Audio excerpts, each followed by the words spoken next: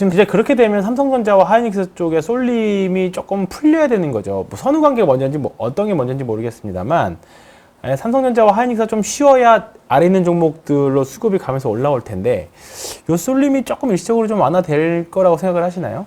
사실 지난주에도 뭐 그런 얘기도 나왔죠. 뭐 해외에서 뭐 운용사에서는 뭐 삼성전자 하이닉스 그 레버리지 투자를 조금 뭐 제한한다 뭐 이런 헤지 펀드들에 대한 뭐 그런 얘기들도 나왔었잖아요. 실질적으로. 근데 저는 좀 그렇게 뭐랄까 지난번에 지수가 7,200까지 급락했을 때 저는 좀 매수 쪽으로 좀 기울었던 가장 큰 이유가 금리를 떠나서 돈이 갈 곳이 없어요. 우리나라는 그렇죠. 정말로 네. 갈 곳이 없어요. 부동산이 선거 끝나면서 더 막힐 가능성이 더 그렇죠. 높아졌기 때문에 네. 돈이 갈 데가 없어요. 그래서 뭐 미국 시장이라든지 이런 데 이제 IPO 공모하는 거라든지 이런 거 빼고 나면은 우리 시장에서는 돈이 갈 데가 없고 또 개인 투자자분들이 레버리지 투자 특히 이제 2배짜리 개별 종목 레버리지 계속 네. 올라오고 있습니다. 이제 네. 하이닉스 삼성전자 외에도 지금 계속 생기고 있잖아요. 네. 그리고 또 해외에도 또 생기고 이러다 보니까 이쪽에서 계속 돈을 빨아들이고 있는 건 맞는데 여기가 거의 무슨 단타 대회. 그렇죠. 네, 지금 단타 대회 하고 완전 있는 그렇습니다. 느낌입니다. 네. 그래서 저도 사실 그 종목의 레버리지에는 저는 투자를 하지는 않지만 오히려 그로 인해서 좀 변동성이 생길 때마다 지수 레버리지 투자는 좀 더 오히려 관심을 갖게 되더라고요. 여기가 조금 더 느낌상으로 좀 안전한 느낌?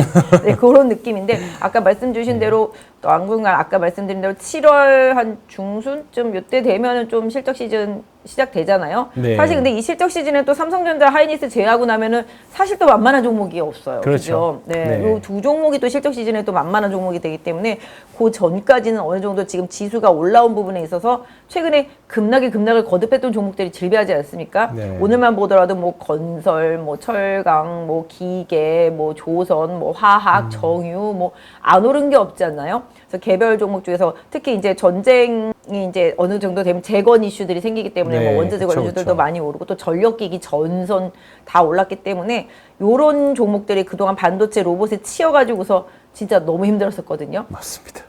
네, 그래서 어느 정도 좀 괴리를 좁히는 기술적인 순환매 반등은 좀 당분간 조금 6월 달에는 좀 나타날 거라고 보고 있고 그 이후에는 또 7월 달에 또 이제 실적 시즌 또 실적 랠리가 한 번 더 네. 있지 않을까 싶습니다. 그래서 당분간은 좀 지수보다는 좀 종목 사실 지수가 올라와봤자 안 올라간 종목들은 계속 안 올라가죠. 올라갔거든요. 지금 네, 오늘 같은 상황만 보더라도 지금 엔터주들 좀 빠지고 맞습니다. 또 게임주 빠지고 이게 또 컨텐츠 중앙이 또 이제 거래가 정지가 되면서 약간 요 동네가 약간 좀 리스크가 생긴 것 같은 느낌적인 느낌으로 좀 빠졌습니다. 그러네요. 네, 실적으로 네. 따지면 지금 엔터주들이 사실 이 정도 주가에는 싸다라는 인식을 가질 수밖에 없거든요. 네. 그래서 오히려 또 실적 시즌에는 좀 엔터주들도 주가가 좀 싸다라는 논리가 생길 수 있을 것 같고 게임도 마찬가지.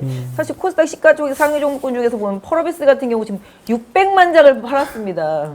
그리고 자사주를 1,000억을 한다는데 주가가 빠져. 네. 이건 정말로 좀 그렇잖아요. 기본적으로 그러니까 너무 한쪽으로 쏠려 있는데 이 쏠렸던 시선이 좀 정상적인 위치로 네. 돌아와야 되지 않나 개인적으로는. 네. 그리고 이 금리가 억압을 했더니 코스닥 제약바이오 섹터주들도 아우 진짜 눈 뜨고 못 볼 지경으로 너무 많이 그렇죠. 빠져 있잖아요. 네. 근데 이 금리가 더 이상 이제 강하게 시장에서 견인되지 않는다라는 특히 이제 전쟁이 하나 끝나고 하나 더 끝나고 되면은 인플레이션이라든지 뭐 여러 유가도 다 내려가고 이런 금리에 대한 우려감도 줄어든다라면은 시장에서 그동안 좀 배제되어 있었던 기술주들한테 좀 시선이 좀 돌아갈 수도 있지 않을까. 그래서 다들 바이오는 안 되라는 시각들이 상당히 많잖아요. 바이오. 네, 바이오도 네네. 그렇고 2차 전지도 그렇죠, 힘들었었잖아요. 그렇죠. 근데 네네. 오늘 후반만 보면은 어느 정도 살짝 바이오하고 2차 전지가 살짝 풀리면서 마감이 됐거든요. 네. 그렇다라면은 요런 쪽들도 저는 시간이 어느 정도 좀 순환매, 뭐 다시 된다면. 주도권을 뭐 뺏지는 못하겠지만 어느 정도 좀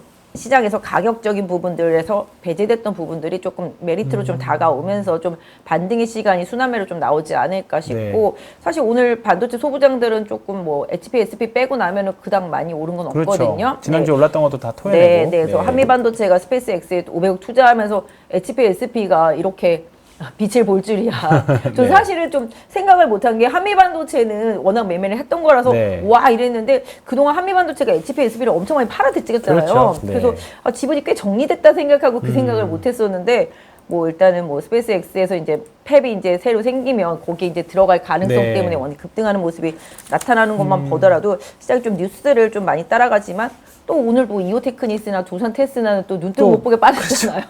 아마 지난주 흐름 좋았는데 맞아요. 보유자분들은 조금 가슴이 아팠을 것 같아요. 근데 또 그때 또 너무 과하게 오른 부분들도 사실 지난주에? 반도체 소비장들 좀 많이 네. 있었습니다. 뭐 삼성전자나 하이닉스 뭐 투자라든지 이런 거에 대한 기대감 때문에 증설 이슈 때문에 좀 많이 오른 부분이 분명히 있었기 때문에 시장이 좀 어느 한쪽만 이제 예뻐하지 않고 지금은 한 번씩 다 좀 쓰다듬어 주는 시간들이 조금 나타나지 네. 않을까 싶습니다.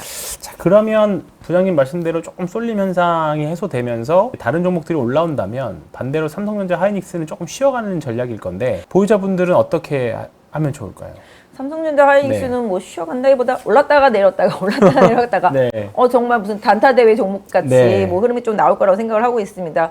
근데 누가 봐도 삼성전자 하이닉스는 뭐 실적 대비하면은 지금의 그 가치 이런 부분들이 결코 뭐 비싸다고 할 수 없는 주가 수준이기 때문에 더 간다의 논리가 될 수 있다라는 생각을 합니다만은 또 지수라는 부분에 있어서 또 돈이라는 부분에 있어서 뭐 지금 전쟁이 이렇게 좀 잘 마무리가 돼간다라는 점을 감안해서 봤을 때는 온리 반도체 삼성전자 하이닉스보다는 아까 말씀드린 대로 다른 쪽으로 쏠릴 가능성도 분명히 있겠다라는 말씀인데 삼성전자 하이닉스 보유하신 분들은 그래도 추세만 깨지 않는다면 네. 일단은 실적 발표 시즌까지는 가보시는 게 맞지 않을까. 대신에 저는 좀 트레이딩을 조금 하라고 권하고 싶어요. 그러니까 온리 100% 가져가기보다는 급등하면 좀 줄였다가 좀 밀리면 다시 채워놓고 네. 또 반등하면 줄였다가 밀리면 채워놓고 이런 약간 좀 박스권, 네, 상단 고공권에서의 좀 박스권 대응 이런 쪽으로 좀 하이닉스 삼성전자 가져가시면 어떨까 싶고 미국에서 뭐 상장하는 것도 뭐 감안해 본다라면 하이닉스 조금 시장에서 좀 더 선호하는 것 같아요. 저 요새 보면은 2배짜리 삼성전자 하이닉스 엄청나게 매매들 많이 하시더라고요. 그럼 진짜로요? 네. 네, 근데 현물을 팔고 레버리지를 계속 투자하는 게 이게 맞는 이게 맞나? 건가? 어차피 이거 사면 이것도 가는 거 그렇죠. 아니겠어요? 네. 그래서 뭐지? 막 이렇게 생각하는데 어차피 선호도는 엄청나게 외국인도 그렇고 맞습니다. 기관도 그렇고 개인도 그렇고 다 많이 쏠려 있는 거 맞는 것 같습니다. 알겠습니다. 그러면 뭐 사실 우리가 원하는 조정이기도 하죠. 그냥 삼성전자 하이닉스가 급락 이런 것보다는 맞습니다. 옆으로 오르락 내리락 하면서 맞습니다. 다른 종목한테 약간 숨통을 틔워주는 그렇죠. 기회를 네, 조금 주는 것도 그렇습니다. 네. 그럼 이제 앞으로 봐야 할 반도체 섹터 결국은 숨통을 터줘도 결국 반도체일 것 같은데. 그거밖에 지금 믿을 만한 그렇죠. 게 믿을 만한 게 없잖아요. 없죠. 네. 실적도 그렇고. 그러면 네. 기판, MLCC 아니면 뭐 다른 소부장들 어느 쪽에 좀 관심을 두고 계시나요? 저는 뭐 세부 섹터들. 기판도 사실은 좋긴 하죠. 요새 심텍 워낙 네. 좋잖아요. 정말 절치부심했다가 심텍 좋고 대덕전자도 좋고 뭐 다 좋은데 기판이나 뭐 MLCC 쪽들은 워낙 잘 가고 있으니까 괜찮고요. 장비주들도 너무 많이 갔는데 많이 올랐어요. 사실 지금 전공정 3대장 테스, 유진테크, 원희가 IPS 엄청나게 그렇죠. 갔잖아요. 지금 보면 이제 삼성전자도 이제 증설 들어가는 부분들, 그다음에 또 하이닉스도 또 완공 내는 부분들 이런 것 때문에 계속적으로 이제 계속 장비주들 반입과 관련해서 기대감이 있었고 뭐 아시다시피 이제 스페이스X 팩과 관련해서도 시장에서 좀 기대감을 많이 가졌었는데 또 거기다 이제 최태원 회장이 증설해도 턱없이 부족하다 뭐 이런 네. 뉘앙스로 얘기를 했잖아요. 웨이퍼 계속 늘려도 부족하다라는 얘기를 계속 했기 때문에 그런 쪽들. 근데 지금은 일단 전공정 장비 쪽들, 뭐 HBM 장비 쪽들이 워낙 우세한 시장이었었기 때문에 이쪽의 흐름이 맞을 것 같고요. 뭐 물론 준공이 되고 이제 공장이 가동되고 나면 이제 공정 재료나 부품, 뭐 테스트 이런 쪽들 좀 많이 가겠죠. 근데 이쪽도 워낙 변동성이 크기 때문에 그냥 주도주 분들 딱 정해져 있잖아요. 네. 지금 그 그렇긴 안에서 합니다. 계속 뺑뺑이잖아요. 네. 지금. 네.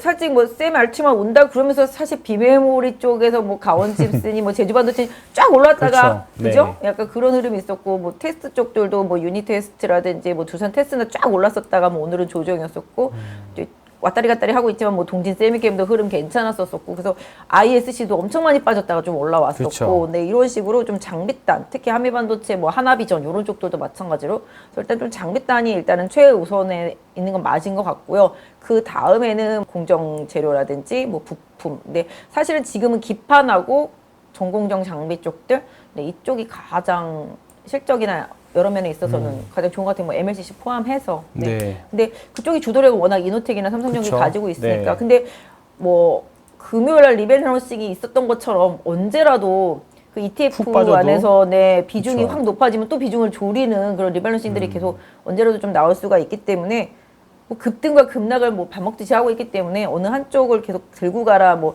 쥐어가라 이렇게 말씀은 못 드리겠지만 지금의 주도력을 가진 종목은 어쩔 수 없이 이제 장비 쪽들하고 기판 섹터들이 좀 주력이지 않을까. 다만 이제 추세를 계속 좀 보시면서 하시면 좋을 것 같고요. 항상 좀 조정받을 때 그 기회로 좀 트레이딩을 하시는 게 좀 좋을 것 같아요. 결국 따라가지 말고 너무 급하게 따라갈 필요 없어요. 기다리면 항상 살 기회를 주더라고요. 오죠. 예, 네. 지금 저도 그런 것 같아요. 그러니까 네. 뭐 HPSP처럼 뭐 가끔 이런 케어 혼자서 독자적으로 날아가는 애들이 있기는 한데 종목들이 다 기회를 주기는 합니다. 맞아요. 왜냐하면 네. 저 아는 고객도 정말 지난번에 반도체 소부장 급락했을 때 망했다고. 네. 이거 어떻게 되냐고. 막 네. 이랬었는데 또 며칠 지나니까 저한테 그때 샀어야 된다고 이러시더라고요. 내가 그래서 어떻게 해야 되지? 이분한테 뭐 이런 생각을 해봤는데 아무튼 뭐 금요일날 삼성전기 이노텍 매수 기회가 오는 것처럼 네. 계속 종목들은 기회가 올 거라고 생각합니다. 근데 사실 우리가 오늘 올랐으니까 우리가 삼성전기 이노텍 매수 기회였다라고 생각을 하지.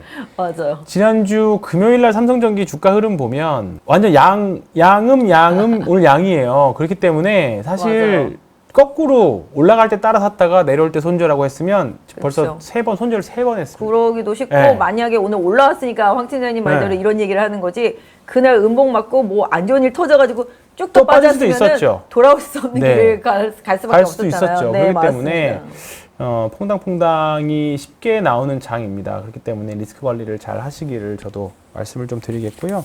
그러면 지금 반도체 중에서 대형주와 소부장 비중은 어느 정도 가져가면 좋을 것 같으세요? 일단 뭐 정말 삼성전자, 하이닉스, 뭐 삼성전기, 이노텍 같은 이런 대형주들 반도체를 만약에 100이라고 놓고 봤으면은 이쪽을 거의 그래도 한 50% 정도 비중, 네. 그다음에 소부장도 그 정도 비중으로 해서 좀 순환매. 근데 네. 너무 순환매가 빠르니까 이게 저도 순환. 고객분들한테 이걸 들고 갑시다 네. 말하기도 그렇고 정말 좀 힘들어요. 그래서 계속 트레이딩 하자고 하는데 말을 안 들어요. 투자분들도 다들 이제 많이 헷갈리실 거고.